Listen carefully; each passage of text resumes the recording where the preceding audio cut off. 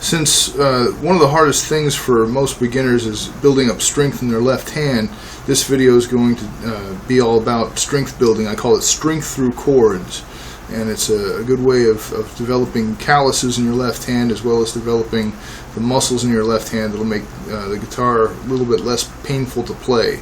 So we're going to start with a nice chord that's not too hard for most beginners. That's the E minor chord. I'm going to get as close as I can so you can really see my fretboard there. As you can see, I'm only going to be using the bottom 4 frets of the guitar, from the nut to at the 4th fret. But we're not even going to be using all those frets for this chord. E minor is simply this right here, the 2nd fret of the A string and the D string. Let me break that down so for those of you who've never made this chord before. You take your 2nd finger, which would be your middle finger, and put it on the 2nd fret of the A string, or the 5th string. So it's not the lowest, thickest string, it's the very next one.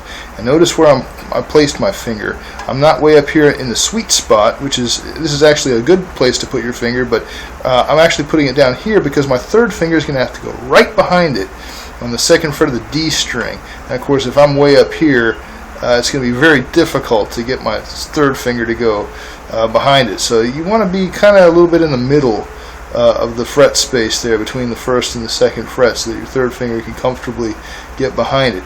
Okay, so now and by the way, I'm keeping my pinky and 1st finger back here so that you can clearly see my 2nd and 3rd fingers. You don't want to actually do this. You actually would probably want to look more like this with these fingers hovering. But definitely don't do that. Don't drag your fingers below the fretboard, but keep them out of the way because you're not going to need them. Okay, so once you have your fingers placed on these frets, don't push down yet, just get them positioned. Then when they're positioned really well and you've got your fingers arched, your thumb behind the neck, then you can push down, and then you're going to start arpeggiating the chord, playing it one string at a time. There's the E string, A string, D, G, B, and high E. And you're going to do this over and over again. You're going to arpeggiate it because you want to make sure every note is ringing. If you do this, and let's say you hear something like this,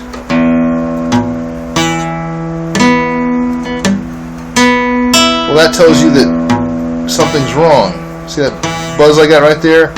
And I got a muted G string.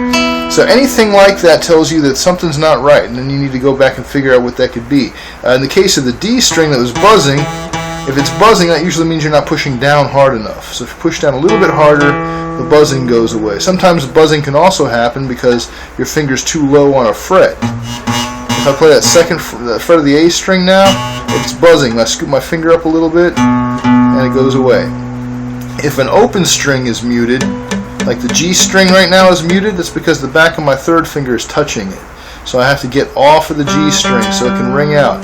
So anyway, as I was saying, you just keep arpeggiating this chord over and over again to make sure that you're actually pushing down hard enough and in the right position for these notes to ring out clearly. And if you do this enough, then eventually you'll start to feel your fingers getting sore, or maybe your wrist getting a little tired, or your palm, the muscle right here by your thumb, getting a little sore. When it gets to the point where you absolutely cannot stand it anymore, that's going to be where you want to give yourself a break. Preferably try to hold out for maybe another 5 seconds or so, and then give yourself a break. Let your hand relax, shake it out, do whatever you have to get the numbness to go away, and to get the muscles rested enough to where you can do this again. And then, of course, when you feel up to it, then you're going to do it again. Same exact thing. You can do this with any chord, by the way. I just chose E minor because it's a rather easy or relatively easier chord to make for most beginners, and also because it only uses 2 fingers. So if you can get 2 fingers built up, then it'll be easier to move to maybe an E major chord, which uses 3 fingers, and then maybe like a B7 chord where you're using all 4 of your fingers. But for right now, 2 is enough, and these are 2 of your stronger fingers anyway, especially this one. So it's a good idea to start with E minor and do this over and over again, over until you just can't possibly stand it anymore. And then when the pain gets too much, give yourself a break and do it again. So The good news about this exercise is it's not an exercise you have to do forever. It's only an exercise for beginners, and I mean like rank beginners, never touched a guitar before in your life. If you do this exercise for maybe about, no, I don't know, most of my students, a couple of weeks to a month is usually about the point where it doesn't hurt anymore, and I mean, it's still going to hurt a little bit, and it's still going to be frustrating. That never goes away, but at least the intense physical pain that you experience and that I experience and everybody experiences when they start playing, that doesn't have to be permanent. But I highly recommend doing this exercise, because if you put it off, then you never get over what I call the hump, which is where the guitar goes from being just painful and frustrating to being only frustrating. If you never get over that hump, then you're not going to be motivated to pick the guitar up. You're not going to want to look at it. You're going to want to break into a million pieces and forget about it. So in order to get over the hump, your hands have to get stronger. Your fingers have to get accustomed to what they're going to have to do in order to play the guitar. And this is one of those exercises that can help with that. So good luck.